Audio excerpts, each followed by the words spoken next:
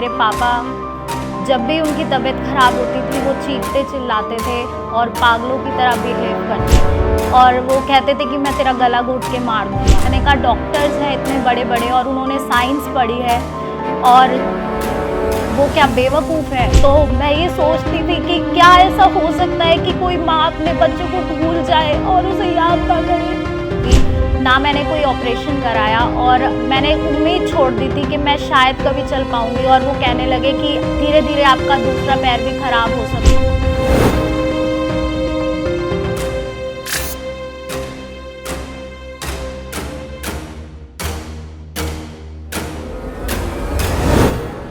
आप सभी को जय यीशु मसीह की। मेरा नाम संध्या है और हम लोग ईस्ट ऑफ कैलाश में रहते हैं। ये गवाही है मेरे पापा विनोद की। जब मैं छोटी थी और मैंने होश संभाला तो मैंने अपने पापा को एक मेंटल डिस्टर्बेंस में देखा। जैसे जैसे मैं बड़ी होती रही मैंने अपने घर में देखा कि मेरे पापा जब भी उनकी तबीयत ख़राब होती थी वो चीखते चिल्लाते थे और पागलों की तरह बिहेव करते थे। वो मुझे भी पहचानते नहीं थे, मुझे कहते थे कि ये मेरी बेटी नहीं है और उनको खाट पर बांधा जाता था रस्सियों से। और कई बार ऐसा भी होता था कि उनको बहुत ही तरीके से बांध दिया जाता था और वो अपने आप को छुड़ा लेते थे। कम से कम 5-6 लोगों के भी कब्ज़े में वो नहीं आते थे। और जब भी मैं कहीं खेला करती थी तो मेरी दादी मुझे आके बताती थी कि अचानक से तेरे पापा की तबीयत ख़राब हो गई है, वो तुझे ढूंढ रहे हैं। वो मुझे पागलों की तरह ढूंढते थे और वो कहते थे कि मैं तेरा गला घोट के मार दूँगा। और मेरे को याद है जब मैं छोटी थी तो मैं अपने पड़ोसियों के घर में जाकर उनके सोफ़े के नीचे छुप जाती थी और मेरे पापा आते थे और वो उनसे पूछते थे कि मेरी बेटी यहाँ आई है, तो वो डर के मना कर देते थे। इस तरह से मैंने अपने पापा को देखा और देखते देखते जब से मैंने होश संभाला मेरी एज हो गई थी कम से कम 25 साल। और मेरे पापा का इलाज मेरे बचपन से लेकर मैं देखती आई कि उनका इलाज जो है एक मेंटल हॉस्पिटल शादरा से चला और हमेशा हर साल वो वहाँ एडमिट होते थे। हर 6 महीने में उनको सुइयाँ लगती थी तभी वो कंट्रोल में आते थे और उन्हें बिल्कुल ख्याल नहीं रहता था कि वो क्या कर रहे हैं। तो इस तरह से मेरे पापा का जीवन चल रहा था और मैं भी देखकर परेशान होती थी और मैं सोचती थी कि ये कैसी ज़िंदगी है कि एक इंसान जो है इतनी सारी दवाइयाँ वो खाते थे। सुबह में 8-10 गोली, दोपहर में 8-10 गोली, रात में भी उनकी गोलियाँ होती थी और हर दिन वो इतनी इतनी गोलियाँ खाते थे और वो हमेशा मेरे को बोलते थे कि मैं इसका गला घोट के मार दूँगा। तो जैसे जैसे मैं बड़ी होती रही मैंने अपने पापा को इन्हीं हालातों में देखा, इन्हीं सब चीज़ों के साथ जूझते हुए। और मैं फ़ील करती थी कि सब बच्चे हैं स्कूल में जब मैं पढ़ती थी कि उनके पेरेंट्स हैं और उनके पापा उनके लिए सबसे बड़ा सपोर्ट होते हैं, पर मेरे साथ मेरे पापा नहीं थे। मेरे ग्रैंड पेरेंट्स ने मुझे पाला और मुझे रखा। तो उसके बाद कहीं से हमें वचन मिला और एक दिन संडे का दिन था तो हमारे रिलेटिव हैं वो निज़ामुद्दीन जाते थे संडे चर्च में और उस दिन मेरी दादी हमें सरप्राइजिंगली मेरे पापा को और मुझे जो है वहाँ लेके चली गई और उन्होंने कहा कि हम आज विनोद को चर्च लेके जाएंगे और ये कहते हैं कि वहाँ प्रार्थना करने से लोग ठीक हो जाते हैं। तब मैं उस टाइम पर 12th क्लास में पढ़ रही थी और मैं पढ़ी लिखी थी तो मैंने सोचा कि ऐसा कैसे हो सकता है।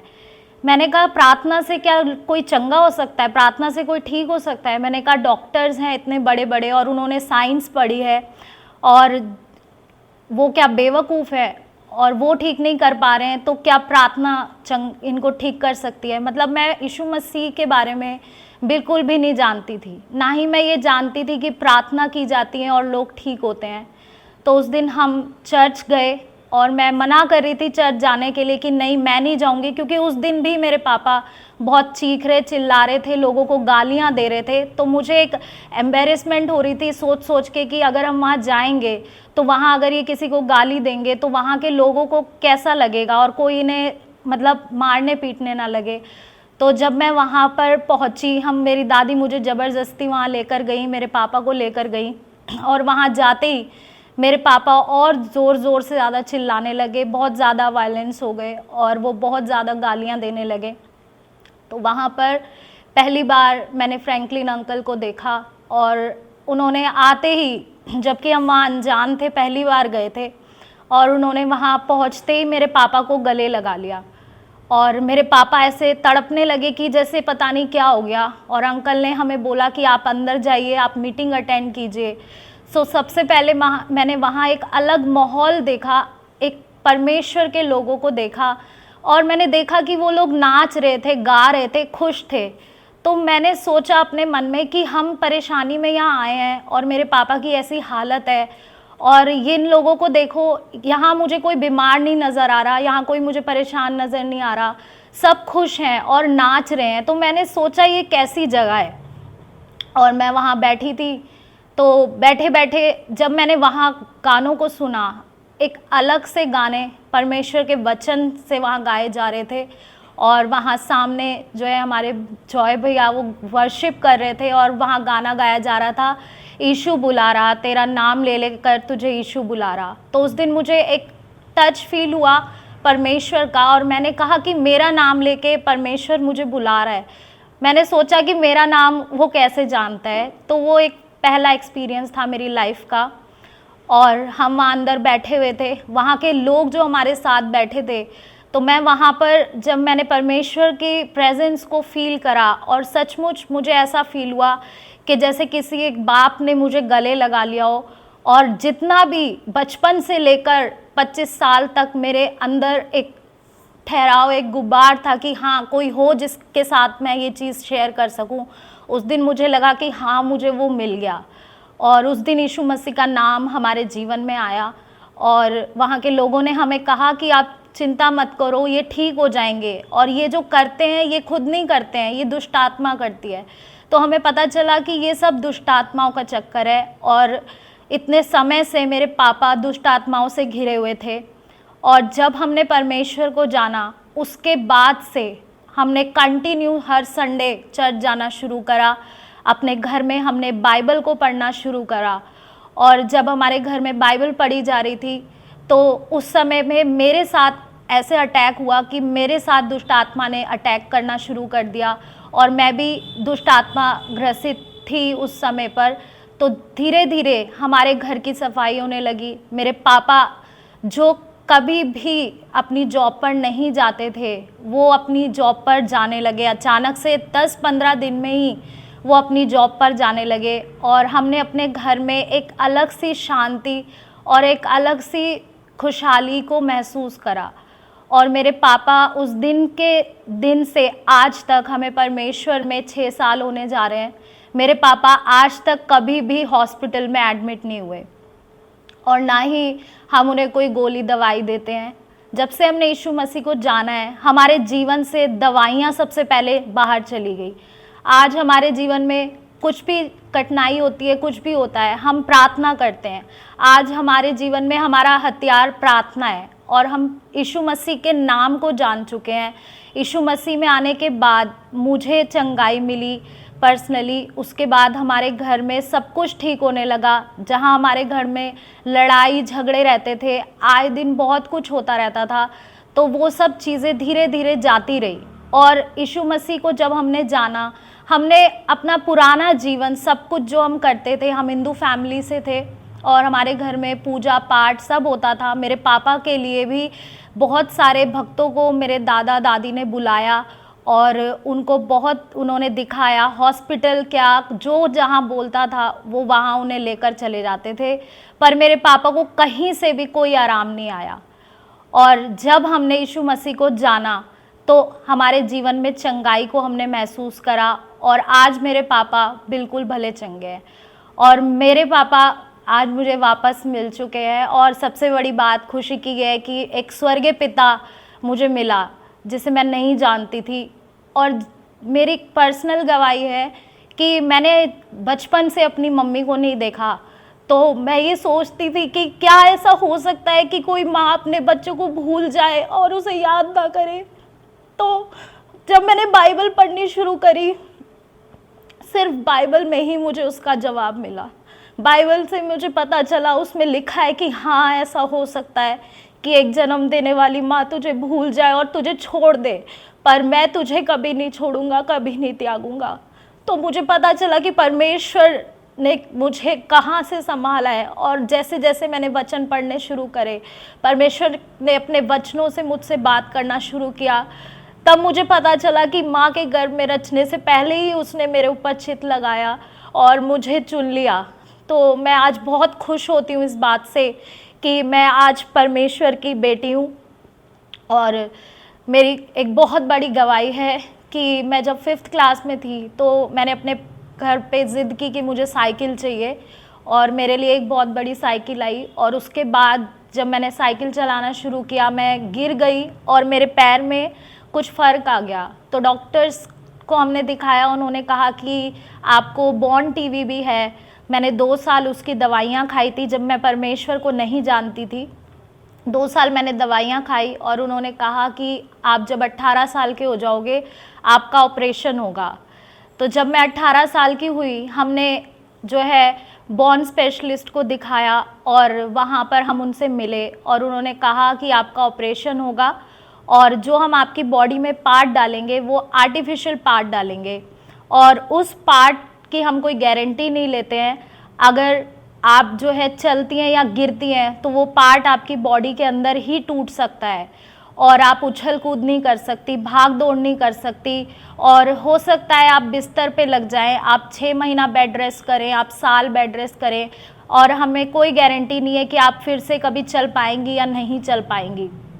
और एक चीज़ उन्होंने मुझे बोली कि जो हम पार्ट आपकी बॉडी में डालेंगे उसकी लाइफ होती है 5 साल, 10 साल, 12 साल, और 3-3.5 लाख का उन्होंने खर्चा बताया।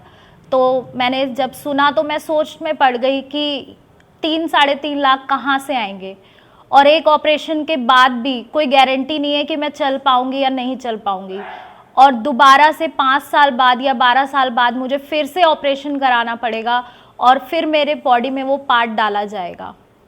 तो ये सारी बातें सुनकर हम अपने घर वापस आ गए और मैं उस समय बहुत ज़्यादा निराश थी। तब मेरे जीवन में परमेश्वर भी नहीं था।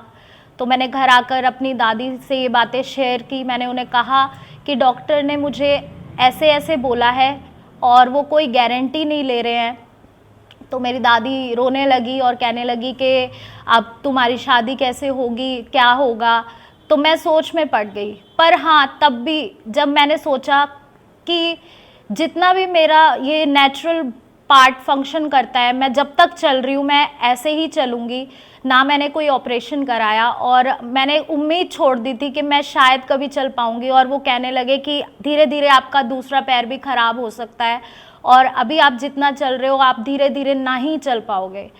तो फिर क्या हुआ, मैं जानती नहीं थी परमेश्वर को, और मैंने एक्सरसाइज करती थी। तो मैं एक्सरसाइज करते करते मुझे एक गाना बहुत पसंद है, वो परमेश्वर का ही गाना है। जब भी मैं परमेश्वर को नहीं जानती थी, मैं वो गाना, तब भी मेरे को परमेश्वर मुझे जानता था, और मैं वो गाना सुनती थी कि तेरी है ज़मीं तेरा आसमान, तू बड़ा मेहरबान, तू बख्शिश कर। और मैं ये कहती थी कि जब भी मैं एक्सरसाइज करूँगी मैं यही गाना सुनूंगी। उसमें एक लाइन आती है कि तेरी मर्ज़ी से ऐ मालिक हम इस दुनिया में आए हैं, तेरी रहमत से हम सब ने ये जिस्म और जान पाए हैं।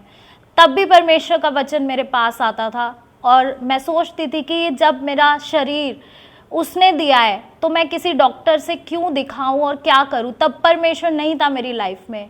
पर हाँ, जब परमेश्वर मेरी लाइफ में आ गया, उसके बाद हमारे अगुओं ने, अंकल फ्रैंकलिन ने, अंकल फ्रांसिस ने हमारे लिए दुआएं करनी शुरू की, और उन्होंने कहा कि आप दुआ का तेल लगाओ, आप नाचो स्टेज पे, आप नाचते नाचते चंगे हो जाओगे। और आप यकीन मानना, जब मैंने कुछ साल बाद अपने टेस्ट कराए, अपनी रिपोर्ट्स डॉक्टर्स को दिखाई, तो जब पहली रिपोर्ट उन्होंने देखी तो उन्होंने कहा कि आप अपना ऑपरेशन क्यों नहीं करा रहे हो, आपका दूसरा पैर भी ख़राब हो जाएगा और आप अपनी सुंदरता को मत देखो। तो मेरी बुआ जी हैं, उन्होंने बोला कि कोई गारंटी नहीं लेता। तो डॉक्टर ने कहा कि गारंटी कोई नहीं लेगा। तो मेरी बुआ जी ने कहा कि एक है जो गारंटी लेता है। तो उन्होंने पूछा कि कौन है, उन्होंने कहा कि यीशु मसीह है जो गारंटी लेता है। हमने कहा अब बस हमारे टेस्ट कर दो, हम अपनी रिपोर्ट्स चेक करना चाहते हैं। और मेरा वहाँ एक्सरे हुआ, और जब मेरी एक्सरे की रिपोर्ट आई और सीनियर डॉक्टर्स की मीटिंग बैठी, तो सीनियर डॉक्टर ने मुझसे पूछा कि आपके पैर में क्या दिक्कत है। मैंने कहा पहले मेरे पैर में हर सर्दियों में इतना दर्द होता था कि मैं सीधा लेट भी नहीं पाती थी, मैं बैठे बैठे सोया करती थी, इधर करवट नहीं ले सकती थी, उधर करवट नहीं ले सकती थी, और ना ही मैं ठीक से चल सकती थी। मेरा पैर एक लोहे की तरह अकड़ जाता था और मेरी बोन जो है बैक बोन बिल्कुल मेरा सपोर्ट करना बंद कर देती थी कि मैं 10-12 कदम चलने के बाद ही मैं एकदम बॉडी मेरी फ्रीज़ हो जाती थी और मैं चल नहीं पाती थी। मैंने कहा कि ऐसा ऐसा मेरे साथ होता था, पर अब मुझे दर्द नहीं होता। तो उन्होंने पूछा कि आप कोई दवाई खा रहे हैं, कोई कोर्स कर रहे हैं? तो मैंने उन्हें बताया कि नहीं, मेरे को जो है काफ़ी टाइम हो चुका है, परमेश्वर में ना आने से पहले ही मेरी दवाइयाँ काफ़ी 2 साल पहले जो बंद हो चुकी थी, और परमेश्वर में आने के 4 साल बाद तक मैंने कोई दवाइयाँ बिल्कुल नहीं खाई थी। और जब उन्होंने मेरी रिपोर्ट्स देखी, जो मेरा नया एक्सरे था, तब उन्होंने मुझे बोला कि आपकी रिपोर्ट्स में इम्प्रूवमेंट है। तो परमेश्वर का मैं धन्यवाद करती हूँ कि बिना किसी दवाई गोली के, बिना किसी ऑपरेशन के परमेश्वर ने मेरे इंटरनल बॉडी पार्ट्स को हील करा। और ये सब हुआ प्रार्थना से, और ये सब हुआ VSF कलीसिया में हमें आने से। जब हमने विश्वासी सेवा फाउंडेशन से हम जुड़े, अंकल फ्रैंकलिन को हमने जाना और हमने देखा कि वो लोगों के लिए प्रार्थना करते हैं और लोगों के जीवन में बड़े बड़े काम हो जाते हैं, और सचमुच में परमेश्वर ने हमारे जीवन में भी काम करना शुरू कर दिया। और आज हमारी फैमिली में बहुत सारी गवाहियाँ हैं। मेरे पापा चंगे हुए, मैं चंगी हुई, और आज मैं, जो डॉक्टर कहते थे कि आप बैडमिंटन नहीं खेल सकते, आप उछल कूद नहीं कर सकते, आप गिरोगे तो आपकी बॉडी में वो पार्ट टूट जाएगा जो कि कांच का होगा, आज बिना ऑपरेशन के मैं दौड़ती हूँ, उछलती फिरती हूँ, बैडमिंटन खेलती हूँ, इवन मैं स्कूटी भी राइड करती हूँ, मैं सब कुछ कर सकती हूँ। मैं परमेश्वर को पाके बहुत आनंदित हूँ और मेरा जीवन बहुत बदल चुका है। एक नया जन्म मुझे मिला है परमेश्वर में। मैं परमेश्वर का बहुत धन्यवाद करती हूँ। आप सबको जय यीशु।